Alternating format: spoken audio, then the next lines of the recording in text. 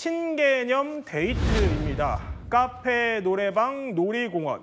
사실 뭐 가장 흔히 떠오르는 데이트 장소들이기도 한데요. 최근에 한 커플이 그야말로 상상치도 못한 곳에서 데이트를 즐겼다가 다름 아닌 수배령이 붙었다, 이런 얘기가 들립니다. 자세한 사연은 또 양지민 변호사 모시고 이야기 한번 나눠보겠습니다. 자, 그 전에 이남희 기자. 네. 그러니까 이 수배령이에요? 그러니까요. 자, 저희는 24시간 무인으로 영업하는 매장인데요. 대체 마음대로 불 끄고 영화 보는 공간이 아닙니다. 이분들 누구십니까 하면서 이 한 케이크 무인 매장인데 예. 공고문이 붙은 거예요. 보니까 사연이 있더라고요. 아, 3월 그래요? 4일까지 연락 없으시면 경찰서에 사건을 접수하겠습니다.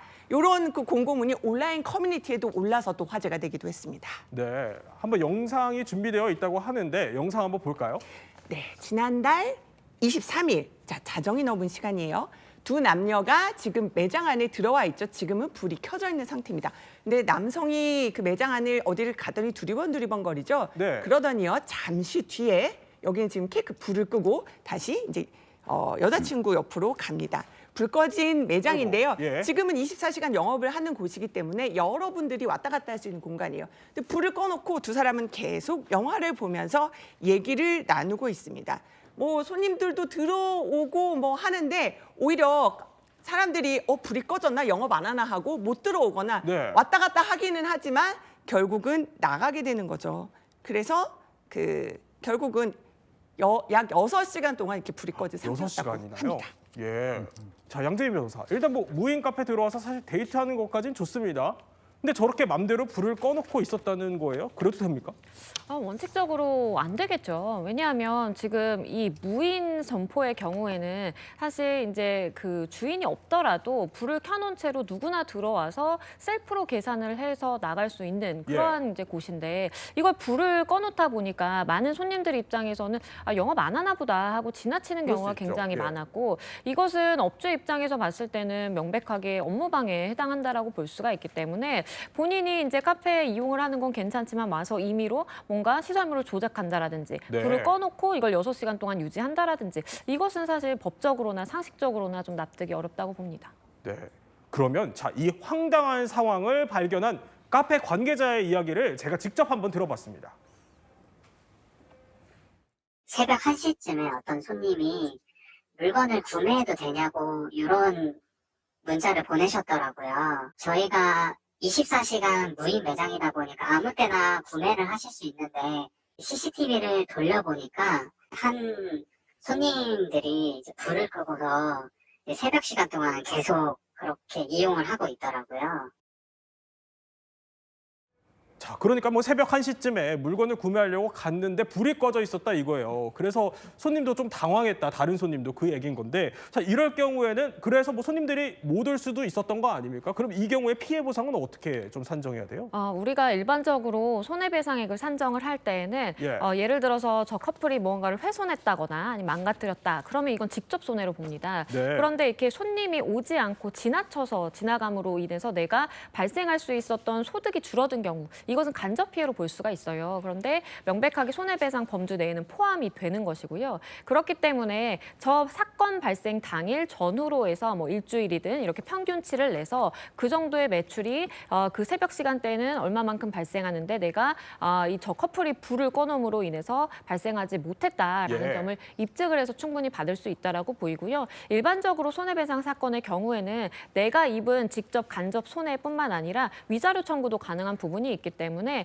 업주가 저걸로 인해서 뭐 정신적인 손해를 입었다라는 것을 주장을 해서 위자료까지도 청구해서 받을 수 있을 것으로 보입니다. 그런데 무인 점포 얘기를 조금 더 해보면 사실 뭐 사람이 지키고 있지 않다 보니까 뭐 별의별 사건 사고들이 많이 일어날 수밖에 없기도 싶을 것 같은데, 근데 이전에 한 무인 점포에 뭐 집처럼 눌러앉은 사람도 있었잖아요.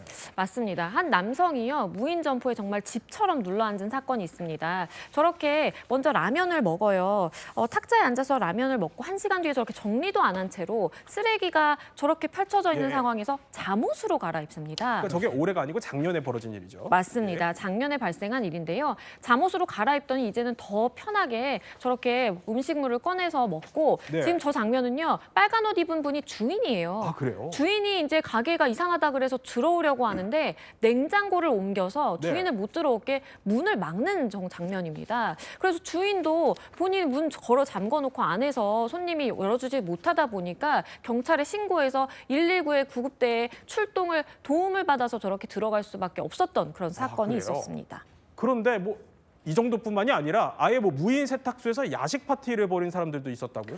맞습니다. 뭐 파티하려고 하는데 장소가 예. 없었는 건지 모르겠지만 저렇게 남녀 3명이 커다란 비닐봉지에 무언가를 주섬주섬 가지고 와서는 자리를 잡고 앉습니다. 여성이 자연스럽게 뭐 에어컨도 켜고요. 안에 비치돼 있는 음식까지 가져다 먹으면서 저렇게 무인 세탁소에서 세탁은 안 하고 네. 파티를 벌인 겁니다. 3명이 둘러앉아서 음식을 다 먹고요. 다른 손님이 와서 빨래를 하려고 하는데도 뭐 전혀 개의치 않고 저렇게 음식을 먹습니다. 잠시 후에 저렇게 경찰이 빨래방에 들어오는데요. 그 이유는 손님이 이상하다라고 해서 신고를 했다고 해요. 그러다 보니까 경찰이 출동해서 이건 업무방해에 해당할 수 있다. 다른 손님들이 불편함을 느끼고 돌아간다라고 네. 설득해서 저렇게 3명이 일어나는 장면이었습니다. 그렇군요. 참 무인 점포가 계속 늘다 보니까 뭐 자연스럽게 사건 사고들도 같이 늘어나고 있는 것 같습니다. 그런데 다음 소식도 하나 저희가 준비를 했습니다. 짚어봐야 할 것 같은데, 자, 이남희 기자, 이번에는 뭐 광주의 한 마트 얘기인데 심사임당이 웃고 있다 이런 신고가 들어왔어요. 심사임당이 살아 돌아온 건 아니고요. 우리 5만 원권의 신사임당 바로 지폐를 말하는 겁니다.